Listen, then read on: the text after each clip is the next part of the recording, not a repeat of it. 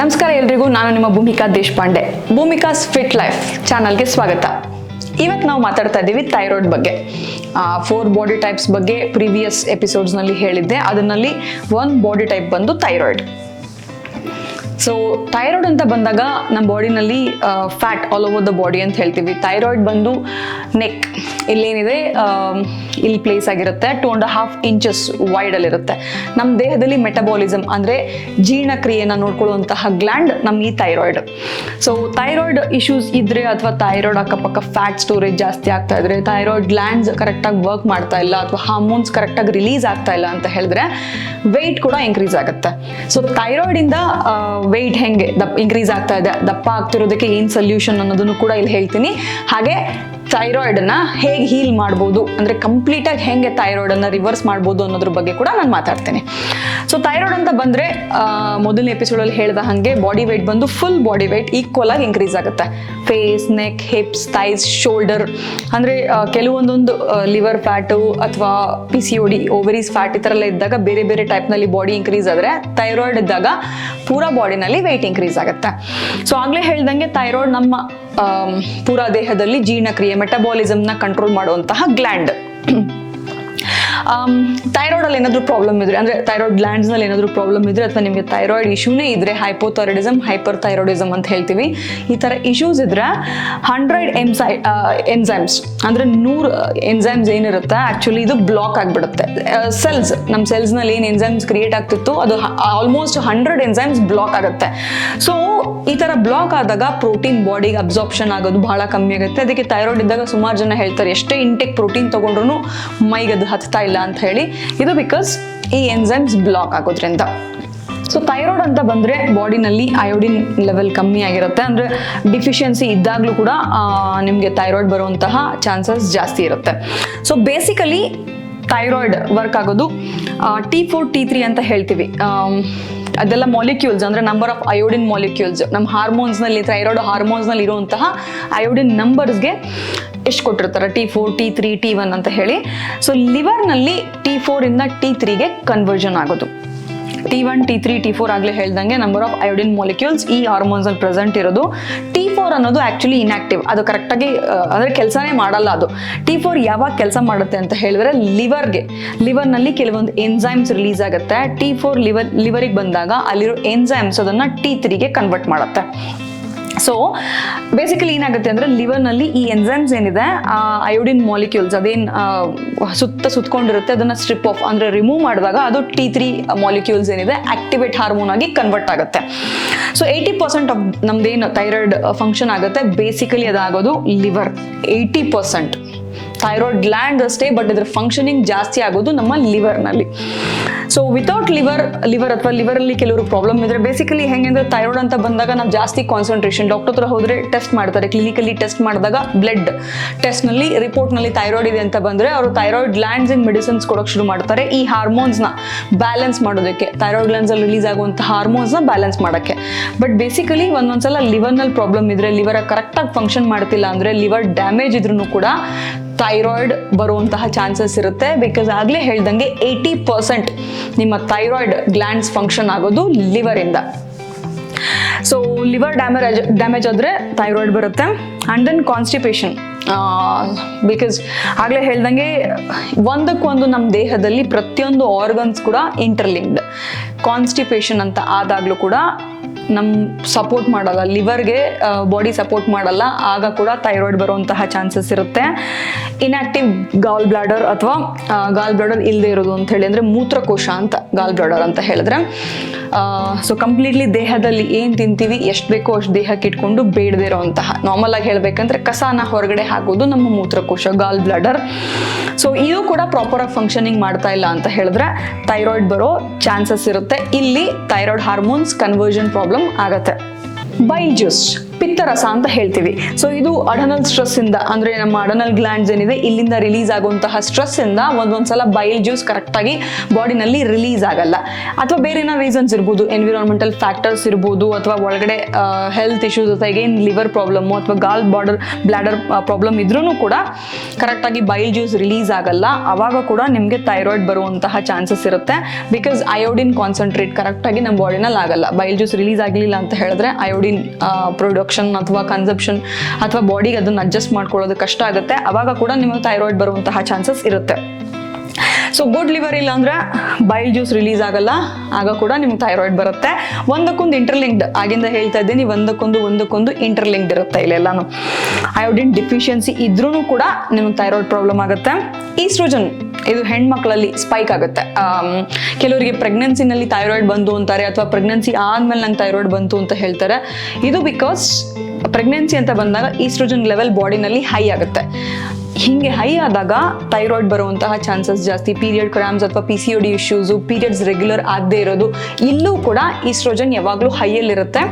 ಆಗ ಕೂಡ ಥೈರಾಯ್ಡ್ ಬರುವಂತಹ ಚಾನ್ಸಸ್ ಜಾಸ್ತಿ ಇರುತ್ತೆ. ಈಸ್ಟ್ರೋಜನ್ ಸ್ಪೆಷಲಿ ಹೆಣ್ಮಕ್ಳಲ್ಲಿ ಜಾಸ್ತಿ ಆದಾಗ.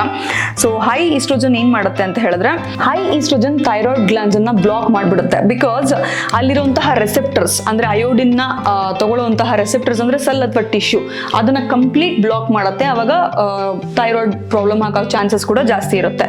ಸೊ ಈಸ್ಟ್ರೋಜನ್ ಜಾಸ್ತಿ ಇದ್ದಾಗ T4 to T3 conversion highly impossible ಆಗೋ ಚಾನ್ಸಸ್ ಇಲ್ವೇ ಇಲ್ಲ ಅಂತಾನೂ ಅನ್ಬೋದು. ಸೊ ಈಸ್ಟ್ರೋಜನ್ ಬೈಲ್ ಜ್ಯೂಸ್ ಏನಿದೆ ಅದನ್ನು ಕೂಡ ಬ್ಲಾಕ್ ಮಾಡುತ್ತೆ. ಸೊ ಬೇಸಿಕಲಿ ಈಸ್ಟ್ರೋಜನ್ ಜಾಸ್ತಿ ಆದಾಗ ನಿಮ್ಮ ಥೈರಾಯ್ಡ್ ಗ್ಲ್ಯಾಂಡ್ಸ್ನ ಬ್ಲಾಕ್ ಮಾಡುತ್ತೆ. ಬೈಲ್ ಜ್ಯೂಸ್ ಕರೆಕ್ಟಾಗಿ ಏನು ಪ್ರೊಡ್ಯೂಸ್ ಆಗ್ತಿತ್ತು ಕೋಲನಲ್ಲಿ ಅದನ್ನು ಕೂಡ ಬ್ಲಾಕ್ ಮಾಡುತ್ತೆ. ಹಾಗೆ ಗಾಲ್ ಬ್ಲಾಡರ್ ಫಂಕ್ಷನಿಂಗ್ ಕೂಡ ಈಸ್ಟ್ರೋಜನ್ ಜಾಸ್ತಿ ಇದ್ದಾಗ ಬ್ಲಾಕ್ ಆಗುತ್ತೆ, ಅಂದರೆ ಕರೆಕ್ಟಾಗಿ ಫಂಕ್ಷನಿಂಗ್ ಆಗಲ್ಲ. ಇದೆಲ್ಲ ರೀಸನ್ಸ್ ಕೂಡ ಇರ್ಬೋದು ಥೈರಾಯ್ಡ್. ಸೊ ಇದಿಷ್ಟರಲ್ಲಿ ಯಾವ್ದಾರ ಒಂದು ರೀಸನ್ ಇರ್ಬೋದು. ಒಂದು ಲಿವರ್ನಲ್ಲಿ ಡ್ಯಾಮೇಜ್ ಇದ್ರೆ ಅಥವಾ ಕನ್ವರ್ಷನ್ ಆಗದೆ ಇದ್ರೆ, ಬೈಲ್ ಜ್ಯೂಸ್ ಕರೆಕ್ಟಾಗಿ ರಿಲೀಸ್ ಆಗ್ತಿಲ್ಲ ಅಂದರೆ, ಗಾಲ್ ಬ್ಲಾಡರ್ ಫಂಕ್ಷನಿಂಗ್ ಕರೆಕ್ಟಾಗಿ ಆಗ್ತಿಲ್ಲ ಅಂದರೆ, ಈಸ್ಟ್ರೋಜನ್ ಲೆವೆಲ್ ಜಾಸ್ತಿ ಇತ್ತಂದ್ರೆ, ಇದಿಷ್ಟರಲ್ಲಿ ಯಾವ್ದಾನ ಒಂದು ರೀಸನ್ಸ್ ಅಥವಾ ಎಲ್ಲ ಮಿಕ್ಸ್ಡ್ ಕೂಡ ಇರ್ಬೋದು ನಿಮ್ಮ ಥೈರಾಯ್ಡ್ ಕರೆಕ್ಟಾಗಿ ಫಂಕ್ಷನ್ ಆಗದೆ ಇರೋದು, ಗ್ಲ್ಯಾಂಡ್ಸ್ ಅಥವಾ ಥೈರಾಯ್ಡ್ ಇಶ್ಯೂಸ್ ಬರೋದಕ್ಕೆ. ಸೊ ಥೈರಾಯ್ಡ್ ಅಂತ ಬಂದಾಗ ಸಿಂಪ್ಟಮ್ಸ್ ಏನು? ಕ್ಲಿನಿಕಲಿ ಒಂದು ಟೆಸ್ಟ್ ಮಾಡ್ಬೋದು. ಏನಾದರೂ ನಮ್ಗೆ ಇಶ್ಯೂ ಬಂದಾಗ ಡಾಕ್ಟರ್ ಹತ್ರ ಹೋಗಿ ಏನಾದರೂ ಬ್ಲಡ್ ಟೆಸ್ಟ್ ಯಾವಾಗ ಮಾಡ್ತೀವಿ, ಬಾಡಿನಲ್ಲಿ ಏನಾದರೂ ನಮ್ಗೆ ಅನೀಸಿ ಅನ್ನಿಸ್ತಾ ಇದೆ ಅಥವಾ ಏನಾದ್ರು ಪ್ರಾಬ್ಲಮ್ ಇದ್ರೆ, ಜ್ವರ ಬಂದರೆ ಡಾಕ್ಟರ್ ಹತ್ರ ಹೋಗ್ತೀವಿ, ಮೈ ಬಿಸಿ ಆಗಿದೆ ಅಥವಾ ಶೀತ ಆಗಿದೆ, ನೆಗಡಿ ಆಗಿದೆ, ಕೆಮ್ಮಾಗಿದೆ ಅಂತ ಡಾಕ್ಟರ್ ಹತ್ರ ಹೋಗ್ತೀವಿ. ಏನೂ ಇಲ್ಲ, ಎಲ್ಲ ಚೆನ್ನಾಗಿ ನಡೀತಿದೆ ಅಂತ ಹೇಳಿದ್ರೆ ಡೆಫಿನೆಟ್ಲಿ ಡಾಕ್ಟರ್ ಹತ್ರ ಹೋಗಿ ಏನು ಬ್ಲಡ್ ಟೆಸ್ಟ್ಗಳನ್ನ ನಾವು ಮಾಡಿಸೋದಿಲ್ಲ. ಥೈರಾಯ್ಡ್ ಅಂತ ಬಂದಾಗ ಬೇಸಿಕ್ ಸಿಂಪ್ಟಮ್ಸ್ ಅಂತ ಏನು ಹೇಳ್ತೀವಿ, ಹೇರ್ ಫಾಲ್ ಆಗೋದು, ವರ್ಟಿಕಲ್ ರಿಜ್ ನೈಲ್ಸ್ ಅಂತ ಹೇಳ್ತೀವಿ, ಅಂದರೆ ಕೆಲವರಿಗೆ ಉಗುರು ಅವಾಗವಾಗ ಹೋಗ್ತಿರುತ್ತೆ ಅಥವಾ ಎಲೋಯಿಶ್ ಆಗಿರುತ್ತೆ ಅಂತ ಹೇಳ್ತಾರೆ, ಈ ತರ ಆಗೋದು. ಕೋಲ್ಡ್ ಫೀಟ್, ನೈಟ್ ಟೈಮ್ಸ್ ಮಲ್ಕೊಂಡಾಗ ಸುಮಾರು ಜನ ಸಾಕ್ಸ್ ಹಾಕೊಂಡು ಮಲ್ಕೋತಾರೆ, ಅಂದ್ರೆ ಕಾಲು ಪಾದ ಫುಲ್ ತಣ್ಣಗಾಗ್ಬಿಡುತ್ತೆ ಅಂತ ಹೇಳ್ತಾರೆ. ಇದು one of the symptom. Depression ಆಗೋದು, ಹಾಗೆ ಲೆಥರ್ಜಿ ಅಂತ ಹೇಳ್ತೀವಿ, ಫ್ಯಾಟಿಗ್ ಅಂದ್ರೆ ಸುಸ್ತಾಗೋದು. ಕೆಲಸ ಏನೇ ಮಾಡಿದ್ರು ಒಂದು 10 ಸ್ಟೆಪ್ಸ್ ಇಟ್ಕೊಂಡು ಬಂದ್ರು ಸುಮಾರು ಜನ ಅಂತಾರೆ, ಅಯ್ಯೋ ಸುಸ್ತಾಗ್ತದೆ, ನಂಗೆ ಕೆಲಸ ಮಾಡೋಕ್ಕಾಗಲ್ಲ ಅಂತ ಹೇಳಿ, ಅದೂ ಕೂಡ ಇರ್ಬೋದು. ಹಾಗೆ ಓವರ್ ಆಲ್ ಬಾಡಿ ವೆಯ್ಟ್, ಪೂರಾ ಬಾಡಿನಲ್ಲಿ ನಮ್ಮ ವೆಯ್ಟ್ ಇನ್ಕ್ರೀಸ್ ಆಗೋದು. ಡಿಕ್ರೀಸ್ಡ್ ಲಿಬಿಡೋ ಅಂತ ಹೇಳ್ತೀವಿ, ಅಂದರೆ ಸೆಕ್ಷುವಲ್ ಆಕ್ಟಿವಿಟೀಸ್ನಲ್ಲಿ ಇಂಟ್ರೆಸ್ಟ್ ಇಲ್ಲದೆ ಇರೋದು. ಹಾಗೆ ಕಾನ್ಸ್ಟಿಪೇಷನ್ ಆಗೋದು, ಜೀರ್ಣಕ್ರಿಯೆ ಕರೆಕ್ಟಾಗಿ ಆಗದೆ ಮೋಷನ್ ಹೋಗೋದಕ್ಕೆ ಪ್ರಾಬ್ಲಮ್ ಆಗೋದು. ಮತ್ತು ಕ್ರೇವಿಂಗ್ಸ್ ಅಂತ ಹೇಳ್ತೀವಿ, ಕಾರ್ಬ್ಸ್ ತಿನ್ನೋಕ್ಕೆ, ಸ್ಪೆಷಲಿ ಸಾಲ್ಟಿ ಫುಡ್ ತಿನ್ನೋದಕ್ಕೆ, ಚಿಪ್ಸ್ ಇರ್ಬೋದು, ಬರ್ಗರ್ಸ್ ಇರ್ಬೋದು, ಪಿಜ್ಜಾಸ್ ಇರ್ಬೋದು, ಸೆರಲ್ಸು, ಬಿಸ್ಕೆಟ್ಸು, ಈ ಥರ ತಿನ್ನೋದಕ್ಕೆ ಕ್ರೇವಿಂಗ್ಸ್ ಜಾಸ್ತಿ ಆಗುತ್ತೆ. ಸೊ ಇದು ಬೇಸಿಕ್ ಸಿಂಪ್ಟಮ್ಸ್. ಕ್ಲಿನಿಕಲಿ ಟೆಸ್ಟ್ ಮಾಡಿಸಿ ಇದೆಯೋ ಇಲ್ವೋ ಅಂತಲೂ ಟೆಸ್ಟ್ ಮಾಡಿಸ್ಕೋಬೋದು. ಬೇಸಿಕ್ ಸಿಂಪ್ಟಮ್ಸ್ ಸಮ್ಟೈಮ್ಸ್ ಇದೆಲ್ಲ ಇದ್ರೂ ಕೂಡ ಥೈರಾಯ್ಡ್ ಇಲ್ಲದೇನೂ ಇರ್ಬೋದು. ಸೊ ಒಂದ್ಸಲ ಇದೆಲ್ಲ ಡೌಟ್ ಇದ್ರೆ ಟೆಸ್ಟ್ ಮಾಡಿಸ್ಕೊಳ್ಳೋದು ವಾಸಿ. ಸೊ ಸೊಲ್ಯೂಷನ್ ಅಂತ ಬಂದರೆ ಬೇಸಿಕಲಿ ಎನಿ ಡಿಸೀಸ್, ಥೈರಾಯ್ಡ್ ಇರ್ಬೋದು, ಡಯಾಬಿಟಿಸ್ ಇರ್ಬೋದು, BP ಇರ್ಬೋದು, ಏನೇ ಬಂದ್ರೂ ನಾವು ಜಸ್ಟ್ ಆ ಸಿಂಪ್ಟಮಿಗೆ, ಅಂದರೆ ಡಯಾಬಿಟಿಸ್ ಅಂತ ಬಂದಾಗ ಸ್ಪೆಷಲಿ ನೀರಡಿಕೆ ಜಾಸ್ತಿ ಆಗುತ್ತೆ ಅಥವಾ ಹೊಟ್ಟೆ ಹಸಿವು ಜಾಸ್ತಿ ಆಗುತ್ತೆ. ಸೊ ನಾನು ಜಾಸ್ತಿ ಊಟ ಮಾಡೋದ್ರಿಂದ ಅಥವಾ ನೀರಡಿಕೆ ಜಾಸ್ತಿ ಆಗಿರೋದ್ರಿಂದ ನೀರು ಕುಡಿತಿದ್ರೆ ಇದನ್ನು ನಾನು ಡಯಾಬಿಟಿಸ್ನ ರಿವರ್ಸ್ ಮಾಡ್ಬೋದು ಅನ್ನೋದು ಸುಳ್ಳು, ಬಿಕಾಸ್ ಅದು ಸಿಂಪ್ಟಮ್. ಸೊ ರೂಟ್ ಕಾಸ್ ಏನಿದೆ, ಇನ್ಸುಲಿನ್ ಲೆವೆಲ್ ಏರುಪೇರು ಆದಾಗ ಮೇನ್ ಪ್ಯಾನ್ಕ್ರಿಯಾಸ್ ಅಲ್ಲಿ ಟ್ರೀಟ್ ಮಾಡೋದು ಹೆಂಗೆ ಇಂಪಾರ್ಟೆಂಟು, ಥೈರಾಯ್ಡ್ ಅಂತ ಬಂದರೂ ಕೂಡ ರೂಟ್ ಕಾಸ್ ಅನ್ನ ಕರೆಕ್ಟಾಗಿ ಫೈಂಡ್ ಔಟ್ ಮಾಡಿ ಕರೆಕ್ಟ್ ಮಾಡೋದು ಬಹಳ ಇಂಪಾರ್ಟೆಂಟ್. ಬಿಕಾಸ್ ನೀವು ಸಿಂಪ್ಟಮ್ ಥೈರಾಯ್ಡ್ ಪ್ರಾಬ್ಲಮ್ ಇದೆ ಅಂತ ಹೇಳಿ ಅದಕ್ಕೆ ಮೆಡಿಕೇಶನ್ಸ್ ತಗೋತಾ ಇದ್ರೆ ಸೈಡ್ ಎಫೆಕ್ಟ್ಸ್ ಇಂದ ಬಾಡಿ ವೇಟ್ ಇನ್ಕ್ರೀಸ್ ಆಗ್ತಾನೆ ಇರುತ್ತೆ. ಹಾಗೆ ಲೈಫ್ ಲಾಂಗ್ ನೀವು ಮೆಡಿಕೇಶನ್ಸ್ ತಗೋಬೇಕು. ಸೊ ನನ್ನ ಪ್ರಕಾರ ಇಲ್ಲಿ ರೂಟ್ ಕಾಸ್ ಅಂತ ಬಂದ್ರೆ ಗಾಲ್ ಬ್ಲಾಡರ್ ಅಂತ ಪ್ರಾಬ್ಲಮ್ ಏನು ಇಶ್ಯೂಸ್ ಇದೆ ಅದನ್ನು ಫಿಕ್ಸ್ ಮಾಡೋದ್ರಿಂದ ಈ ಎಲ್ಲಾನು ಇಶ್ಯೂಸ್ ಏನಿದೆ ಎಲ್ಲನೂ ಸರಿ ಹೋಗುತ್ತೆ. ಹೇಗೆ ಅಂದರೆ ಗಾಲ್ ಬ್ಲಾಡರ್ನಲ್ಲಿ ಅಂದರೆ ಮೂತ್ರಕೋಶದಲ್ಲಿ ಅದನ್ನು ಟ್ರೀಟ್ ಮಾಡೋದ್ರಿಂದ, ಕರೆಕ್ಟಾಗಿ ಅದನ್ನು ಟ್ರೀಟ್ ಮಾಡೋದ್ರಿಂದ ಎನಫ್ ಬೈಲ್ ಪ್ರೊಡ್ಯೂಸ್ ಆಗೋಕ್ಕೆ ಶುರು ಆಗುತ್ತೆ. ಅಂದರೆ ಪಿತ್ತರಸ, ಆ ಜ್ಯೂಸ್ ಏನಿದೆ ಅದು ರಿಲೀಸ್ ಆಗೋಕ್ಕೆ ಶುರು ಆಗುತ್ತೆ. ಸೊ ಕೋಲನ್ ಅನ್ನೋದು ಆಗಲೇ ಹೇಳ್ದಂಗೆ ಟ್ಯೂಬ್ ಥರ ಇರುತ್ತೆ, ಒಂದು ಆರ್ಗನ್ನು ನಿಮ್ಮ ಸ್ಮಾಲ್ ಇಂಟೆಸ್ಟೈನ್ಗೆ ಕನೆಕ್ಟ್ ಆಗಿರುತ್ತೆ. ಸೊ ಇಲ್ಲಿ ಈ ಬೈಲ್ ಜ್ಯೂಸ್ ಕರೆಕ್ಟಾಗಿ ಯಾವಾಗ ರಿಲೀಸ್ ಆಗುತ್ತೆ, ಆ ಕೋಲನ್ ಕ್ಲೀನಾಗಿ ಲೂಬ್ರಿಕೇಟ್ ಆಗುತ್ತೆ ಆರಾಮ್ಸೆ, ಈಸಿಲಿ. ಹೇಗೆ ನಮ್ಮ ಡೋರು ಕಬ್ನ ಅಥವಾ ಓಪನ್ ಆಗಲಿಲ್ಲ ಅಂತ ಹೇಳಿದ್ರೆ, ನಮ್ಮ ಡೋರ್ ಕೀ ಓಪನ್ ಆಗ್ತಿಲ್ಲ ಅಂತ ಹೇಳಿದ್ರೆ ಅದಕ್ಕೆ ಎಣ್ಣೆ ಹಾಕಿ ಲೂಬ್ರಿಕೇಟ್ ಮಾಡಿ ಸ್ವಲ್ಪ ಹಾಕಿದಾಗ ಲೂಸ್ ಆಗುತ್ತೆ. ಹಾಗೆ ಇಲ್ಲೂ ಕೂಡ ಬೈಲ್ ಜ್ಯೂಸ್ ಕೋಲನನ್ನು ಲೂಬ್ರಿಕೇಟ್ ಮಾಡೋಕ್ಕೆ ಶುರು ಮಾಡುತ್ತೆ. ಇದು ಯಾವಾಗ ಆಗುತ್ತೆ, ನಿಮಗೆ ಕಾನ್ಸ್ಟಿಪೇಷನ್ ಸಮಸ್ಯೆ ಇದ್ದರೆ ಅದು ಸಾಲ್ವ್ ಆಗುತ್ತೆ. ಕಾನ್ಸ್ಟಿಪೇಷನ್ ಸಮಸ್ಯೆ ಸಾಲ್ವ್ ಆದಾಗ, ಬಿಕಾಸ್ ಕಾನ್ಸ್ಟಿಪೇಷನ್ ಡೈರೆಕ್ಟ್ಲಿ ಲಿಂಕ್ ನಿಮ್ಮ ಲಿವರ್ ಮೇಲೆ ಪ್ರೆಷರ್ ಆಗೋಕ್ಕೆ ಶುರು ಆಗುತ್ತೆ. ನೀವು ಯಾವಾಗ ಕರೆಕ್ಟಾಗಿ ಮೋಷನ್ ಹೋಗ್ತಾ ಇಲ್ಲ ಅಥವಾ ಇಶ್ಯೂಸ್ ಇದೆ ಡೈಜೆಸ್ಟಿವ್ ಸಿಸ್ಟಮಲ್ಲಿ ಅಂತ ಹೇಳಿದ್ರೆ ಲಿವರ್ ಮೇಲೆ ಹೆವಿ ಪ್ರೆಷರ್ ಬೀಳುತ್ತೆ. ಕಾನ್ಸ್ಟಿಪೇಷನ್ ಕರೆಕ್ಟ್ ಆದರೆ ಲಿವರ್ ಮೇಲೆ ಬೀಳ್ತಿರೋಂತಹ ಪ್ರೆಷರ್ ಕಮ್ಮಿ ಆಗುತ್ತೆ. ಲಿವರ್ ಮೇಲೆ ಯಾವಾಗ ಪ್ರಾಬ್ಲಮ್ ಅಂದರೆ ಅಷ್ಟು ಹೆವಿ ಇದು ಬೀಳ್ತಾ ಇದೆ, ಕಮ್ಮಿ ಆದಾಗ ಡೈಜೆಷನ್ ಈಸಿಲಿ ಆಗುತ್ತೆ. ಯಾವುದೇ ತೊಂದರೆ ಇಲ್ಲದೆ ಆರಾಮ್ಸೆ ಏನು ತಿಂದರೂ ಅರಗಿಸ್ಕೊಳ್ಳುವಂತಹ ಕೆಪಾಸಿಟಿ ಬರುತ್ತೆ. ಸೊ ಇದು ಕೂಡ ಅಗೈನ್ ನಿಮ್ಮ ಲಿವರ್ ಮೇಲೆ ಅಲ್ಲಿ ಬೀಳ್ತಿರುವಂತಹ ಪ್ರೆಷರ್ನ ಕಮ್ಮಿ ಮಾಡುತ್ತೆ. ಇದೆಲ್ಲ ನಾರ್ಮಲೈಸ್ ಆದಾಗ ಈಸ್ಟ್ರೋಜನ್ ಲೆವೆಲ್ ಏನು ಜಾಸ್ತಿ ಇತ್ತು ಅದು ಕೂಡ ನಾರ್ಮಲ್ ಆಗಿ ಎಷ್ಟು ಬೇಕೋ ಅಷ್ಟು ರೇಂಜಿಗೆ ಬರೋಕ್ಕೆ ಶುರು ಆಗುತ್ತೆ. ಸೊ ಇದಿಷ್ಟು ಈಸ್ಟ್ರೋಜನ್ ಕರೆಕ್ಟ್ ಆಯಿತು ಆ್ಯಂಡ್ ಬೈಲ್ ಜ್ಯೂಸ್ ಕರೆಕ್ಟ್ ಆಯಿತು, ಡೈಜೆಷನ್ ಕರೆಕ್ಟ್ ಆಯಿತು, ಲಿವರಲ್ಲಿ ಕರೆಕ್ಟಾಗಿ ವರ್ಕ್ ಮಾಡ್ತಿದೆ ಅನ್ನುವಾಗ conversion easy. T4 to T3 ಏನಿದೆ ಅದು ಕನ್ವರ್ಷನ್ ಬಹಳ ಈಸಿ ಆಗುತ್ತೆ. ನಿಮ್ಮ ಥೈರಾಯ್ಡನ್ನು ರಿವರ್ಸ್ ಮಾಡೋದು ಈ ಬೇಸಿಕಲಿ ಗ್ಯಾಲ್ ಬ್ಲಾಡರ್ ಪ್ರಾಬ್ಲಮ್ ಏನಿದೆ, ಮೂತ್ರಕೋಶದ ಇಶ್ಯೂ, ಇದನ್ನು ಕಾನ್ಸಂಟ್ರೇಟ್ ಮಾಡೋದ್ರಿಂದ ಥೈರಾಯ್ಡನ್ನು ರಿವರ್ಸ್ ಮಾಡ್ಬೋದು.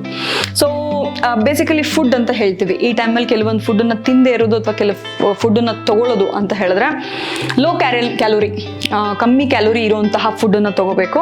ಹಾಗೆ ಪ್ರೀ ಪ್ಯಾಕ್ಡ್ ರೆಡಿ ಇರ್ತಲ್ಲ, ರೆಡಿ ಟು ಈಟ್ ಅಥವಾ ಫ್ರೋಝನ್ ಐಟಮ್ಸು ಇದನ್ನೆಲ್ಲ ಕಡಿಮೆ ಮಾಡಬೇಕು. ತಗೊಳ್ದೇ ಇರೋದು ತುಂಬ helpful. And low protein food, ಆಗಲೇ ಹೇಳ್ದಂಗೆ ಥೈರಾಯ್ಡ್ ಅಂತ ಇದ್ದಾಗ ಬಾಡಿ ನಮ್ಮ ಪ್ರೋಟೀನ್ನ ಅಬ್ಸರ್ವ್ ಮಾಡ್ಕೊಳ್ಳೋದು ತುಂಬ ಕಮ್ಮಿ ಆಗುತ್ತೆ, ಜಾಸ್ತಿ ಪ್ರೋಟೀನ್ ಬಾಡಿಗೆ ಬೇಕಾಗಿರುತ್ತೆ. ಸೊ ಹಾಗಾಗಿ ಲೋ ಪ್ರೋಟೀನ್ ಫುಡ್ ಏನಿದೆ ಅದನ್ನು ಸ್ವಲ್ಪ ಕಡಿಮೆ ಮಾಡಿ. ಡಯಟ್ ಪಿಲ್ಸ್, ಸುಮಾರು ಜನ ಮೆಡಿಕೇಶನ್ಸ್ ಅಂತ ತಗೋತಿರ್ತಾರೆ. ಆ ಥರದನ್ನು ಮ್ಯಾಕ್ಸಿಮಮ್ ಅವಾಯ್ಡ್ ಮಾಡಿ. ಬಿಕಾಸ್ ಮೆಡಿಕೇಶನ್ಸ್ ತೊಗೊಂಡಾಗ ಅಂದರೆ ಪ್ರಾಬ್ಲಮ್ ಇರೋದೇ ಒಂದು, ನೀವು ತಗೋತಿರೋ ಮೆಡಿಕೇಶನ್ಸೇ ಬೇರೆದಕ್ಕೆ ಅಂತ ಹೇಳಿದಾಗ ಡೆಫಿನೆಟ್ಲಿ ಬಾಡಿನಲ್ಲಿ ಸೈಡ್ ಎಫೆಕ್ಟ್ಸ್ ಕ್ರಿಯೇಟ್ ಆಗುತ್ತೆ. ನಿಮ್ಮ ಥೈರಾಯ್ಡ್ ಕೂಡ ರಿವರ್ಸ್ ಆಗದಿರೋ ಚಾನ್ಸಸ್ ಇರ್ಬೋದು. ಹಾಗೆ ಬಾಡಿ ವೇಟ್ ಕೂಡ ಜಾಸ್ತಿ ಆಗೋ ಚಾನ್ಸಸ್ ಇರುತ್ತೆ. ಸೊ ಇದ್ರ ಜೊತೆಗೆ ಕೆಲವೊಂದು ಮಿನರಲ್ಸ್ ಭಾಳ ಇಂಪಾರ್ಟೆಂಟ್, ವೈಟಮಿನ್ ಎ, ಡಿ ಅಥವಾ ಕ್ಯಾಲ್ಶಿಯಂ, ಇದು ಬೇಸಿಕ್. ಸೊ ಆಗಲೇ ಹೇಳ್ದಂಗೆ ಇದಿಷ್ಟು ಮಿಕ್ಸ್ಚರ್ ಇದೆಲ್ಲನೂ ಮಾಡೋದ್ರಿಂದ ಥೈರಾಯ್ಡ್ ರಿವರ್ಸ್ ಮಾಡುವಂತಹ ಚಾನ್ಸಸ್ ಇರುತ್ತೆ. ಆ್ಯಂಡ್ ಇದು ಬೇಸಿಕ್ ಇನ್ಫಾರ್ಮೇಷನ್ ಥೈರಾಯ್ಡ್ ಬಗ್ಗೆ, ಬೇಸಿಕ್ ಸೊಲ್ಯೂಷನ್ ಥೈರಾಯ್ಡ್ ಬಗ್ಗೆ.